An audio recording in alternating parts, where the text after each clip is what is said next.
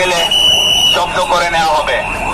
সংবাদ প্রকাশের পর নগরীর একইখান কর্নেলহাট সিটি গেট পর্যন্ত উচ্ছেদ অভিযান পরিচালনা করেছেন চট্টগ্রাম সিটি কর্পোরেশন। গত 28শে ডিসেম্বর শনিবার চট্টগ্রাম সিটি কর্পোরেশনের উদ্যোগে উচ্ছেদ অভিযান পরিচালনা করেন চট্টগ্রাম সিটি কর্পোরেশন। শনিবার দিবাগত রাত 11টা হতে এই উচ্ছেদ অভিযান পরিচালিত হয়। চট্টগ্রাম সিটি কর্পোরেশনের মেয়র ডক্টর শাহাদাত হোসেনের নির্দেশনায় উক্ত উচ্ছেদ অভিযান পরিচালনা করেন ডাক্তার শাহাদাত হোসেনের একান্ত সহকারী মোহাম্মদ মারুফ। এই সময় একইখান হইতে সিটি গেট পর্যন্ত একাধিক অবৈধ স্থাপনা উচ্ছেদ করা হয়। আকবরশা থানা ও পাহাড়তলী থানার যৌথ টিম উক্ত অভিযান পরিচালনায় সহযোগিতা করেন। বিএনপির যুগ্ম আহ্বায়ক মঞ্জুর আলমের নির্দেশনায় উক্ত উচ্ছেদ অভিযানে অংশ নেন স্থানীয় বিএনপি নেতা হেলাল উদ্দিন সহ অন্যান্য নেতাকর্মীরা।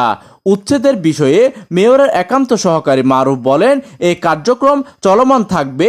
যেখানে জনদুর্ভোগ সৃষ্টি হবে, মানুষের চলাচলের রাস্তা বন্ধ করে অবৈধ স্থাপনা নির্মিত হবে, সেখানে উচ্ছেদ অভিযান পরিচালনা করা হবে বলে তিনি জানান।